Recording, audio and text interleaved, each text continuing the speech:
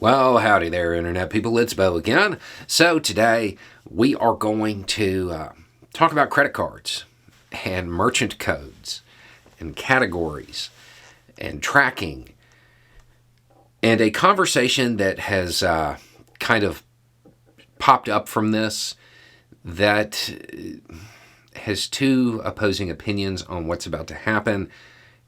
And the reality is they're both wrong. So we're going to go through this kind of step by step and talk about the fact that now guns will have their own merchant code. Okay, so the short version is the gun industry, when you use Visa, MasterCard, American Express now, making these purchases, they will be kind of sectioned into their own 4-digit category. Now, the pro-gun side is like screaming 1984.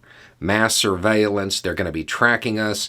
It's a way to, quote, track politically disfavored industries and go on from there. Just to kind of show how weird this is, 5441 is the 4-digit code for the politically disfavored candy stores. It's not weird that guns are getting their own merchant code. It's weird that they've gone this long without them. It's a massive industry, and these things exist. To show you how detailed and specific they get, 7841 is the merchant code for videotape rental stores. They're really specific. The fact that guns didn't exist in one of these already is what's weird. Aside from that, please understand that there's not really any new information that's being tracked here. Make no mistake about it, if you go to Jim Bob's gun store and you make a purchase with a credit card, the information's there. That's not a secret. It's available. So there's that aspect of it. There's no new information that's really being gathered. At the end of the day, this doesn't change anything. Now, to the gun control side, the reason the pro-gun side thinks this is because a lot of people think that's how this is going to be used. The reality is, even if they were to try, it's not going to be effective. I think a lot of it is based on the perception and the media presentation of what bad events look like beforehand. The theory from the gun control side is, well, now that these are in their own category, the credit card companies can look more closely at these purchases. So if somebody goes in and buys a rifle and 6 magazines and 1,000 rounds, well, that's obviously a clear sign. Except it's not.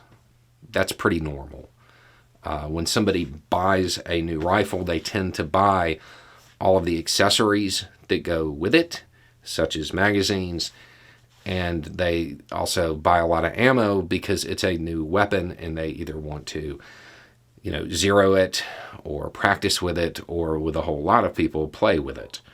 So 1,000 rounds, a bunch of mags, and a rifle, if that's what's going to get flagged, there's going to be probably 99% false positives on this, which means the cops won't go and check them out anymore.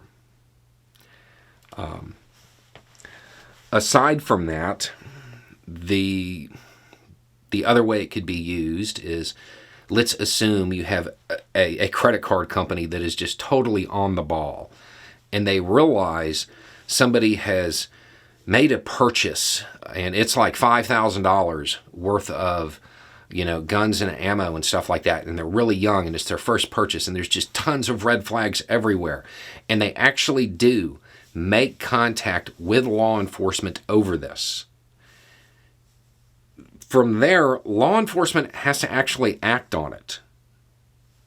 Okay? They actually have to do something with this information. That in and of itself, in my mind, is a stretch. But let's pretend that they do. So they show up at the person's house and they knock on their door. and they say, hey, you bought a bunch of guns and ammo. And they say, yes, I've taken up shooting as a hobby. And that's the end of the conversation. That's not illegal. So there's not a whole lot for law enforcement to do with this information.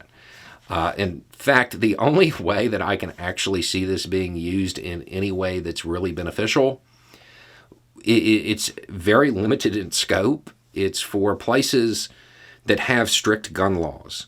And then just outside that jurisdiction, there are lax gun laws. So there are people who will buy guns in the lax area, drive into the strict area, and sell them.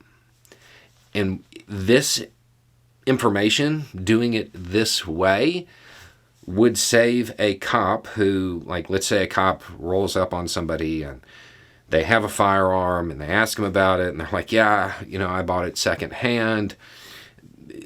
Normally that cop is going to kind of dig into it a little, maybe if it goes to a detective. So with this new coding system, it would save them 1 out of 3 15-minute phone calls. That's about it. It would make it slightly easier to track down which purchase, assuming they're working from that side of it, which purchase was done at a store, rather than having to get a list of the places the card was used. Or the more likely scenario is they work from the other side and they end up at the gun store before they even have the credit card information. It's not going to be a super useful tool. And since it's not going to be a super useful tool, it's also not going to be Big Brother watching you. It's a talking point coming out before elections. It's a feel-good measure for one side that doesn't even make me feel good. And on the other side, it's a talking point to scare and fearmonger about nothing because they think the pro-gun crowd is dumb. That's those representing the pro-gun side believe their supporters aren't smart enough to realize that if you use a credit card at a gun store, there's a record of it.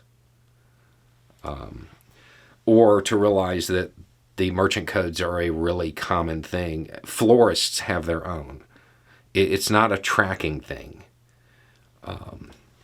At the same time, if you're pro-gun control, just understand it's not going to function the way you think. If you do believe it's going to be a good tool for tracking or intervening. So, anyway, it's just a thought. Y'all have a good day.